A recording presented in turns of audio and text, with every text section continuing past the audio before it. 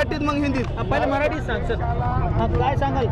दिल्लीमध्ये जंतर मंतरवरती जे शांत मार्च विद्यार्थ्यांनी काढला होता, त्या मार्चवरती मोदीच्या गुंडांनी आणि पोलिसांनी एकदम अमानुषपणे महिलांना, पुरुषांना व विद्यार्थ्यांना मारहाण केलेली आहे. त्याच्यामध्ये आम्ही एका व्हिडिओमध्ये पाहिलं की एका महिलेच्या पृष्ठभागावरती पोलिसवाला दंडा मारत आहे. एवढा निर्लज्जपणा, एवढा अतिरेकपणा, का त्याच्या घरी माय नाही की बहीण नाही, की त्याच्या घरी कोणी नाही, असा निर्लज्जपणानं जर मोदी सरकार वागत असेल तर त्याचा पाय उतार केल्याशिवाय आम्ही शांत बसणार नाही. बाबासाहेब आंबेडकर आणि बाळासाहेबांचे सैनिक म्हणून आम्ही नरेंद्र मोदीचा आणि धर्मेंद्र प्रधानचा राजीनामा घेतल्याशिवाय शांत बसणार नाही. आणि ज्या पोलिसांनी आमच्यावरती बर्बरतेने हल्ला केला त्याच्यामुळे आम्ही शहरामध्ये थोडी बी लाज असेल तर पोलीस त्याचे हात, गृहमंत्र्यांनी सुद्धा राजीनामा दिला पाहिजे. 15 ऑगस्ट पर्यंत तिघांनी जर राजीनामा नाही दिला तर आम्ही लाल किल्ल्यावरती मोदीला भाषण करू देणार नाही आणि कलेक्टर ऑफिसवरती पालकमंत्र्याला भाषण करू देणार नाही. हा वंचितवाल्याचा इशारा आहे.